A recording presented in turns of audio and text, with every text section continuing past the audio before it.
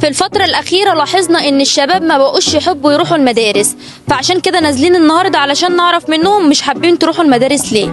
زيكم الحمد لله. مش حابين تروحوا المدارس ليه؟ يعني عشان مواقف كتيرة بتحصل معانا مش كويسة. زي إيه؟ زي مثلا المدرس بقى بيقعد يحط رجل على رجل واي حد يطلع اي نفس يشتمه، اللي هو انت مش محترمني وانت اصلا المدرس قاعد ما بيشرحش حاجة، فنحترمك ليه؟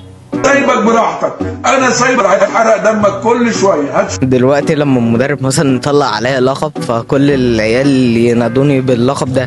انت خنزير، على طلع خنزير. وثانيا ان انا اكتب على السبوره، نفسي اعرف ايه فايدته، ما مكتوب في الكتاب. ده اكتر حاجه محيراني في التعليم من اوله لاخره، ليه نكتب اللي موجود على السبوره؟ مال ازاي بس؟ ما انا هقول لك ازاي. مش سالتني السؤال؟ وأنت؟ انا في تالتة اعدادي في تقريبا عباس او اسماعيل الغى ديوان المدارس. ليه؟ من مساوئ عهد. ليه دي موجودة من مساوئ عهد؟ يعني مره واحد بيتصور معايا فبقول له حضرتك شغال ايه؟ قال لي انا دكتور. قلت له تكشف عليا. لا أنت قصتك قصة طويلة. وأنت؟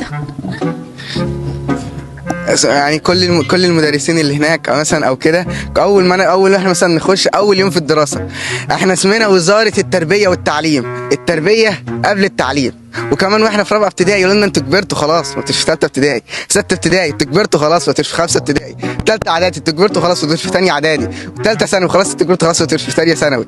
يعني نفس الجمل بتتكرر كل سنه حرفيا، يعني بنفس الجمل بنفس السياق بنفس الحروف بنفس كل حاجه، كل بس اللي بيتغير السنه اللي احنا بنحطها بس كده. وأنت؟ لا مفيش. طب أنت واقف هنا ليه؟ ناس عارف الحشه دي، هو ده الحشه اللي حاطط مناخيره في كل حاجه. وأنت؟ لا، لما مدرسين كتير بتخش ما بيبقوش ما بيشرحوش حاجه، واي حد يتكلم يقعدوا يزعقوا له، ما تاخدش معاك درس يقعد ينقصك في اعمال السنه وكده بس. عندي مشاكل كتيره، يعني لسه عندي قصص. طب احكي لي قصصك. يعني مثلا كل ما اروح المدرسه اول يوم دراسه ليه احلق شعري؟ سؤال، احلق شعرك، انت هنا في جيش مش في مدرسه.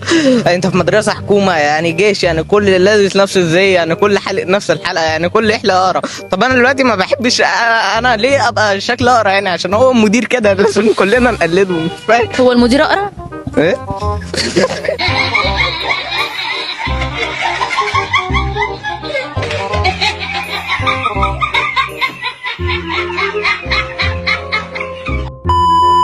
تمام. هو يعني ايه، حتى في الاول والاخر المدرسه دي اصلا حاجه عظيمه وكده، وفي الاخر ان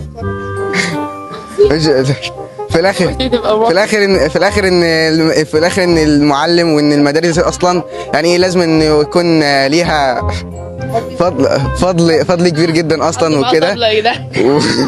حد معاه طبله؟ وأيد هذه الطبلة.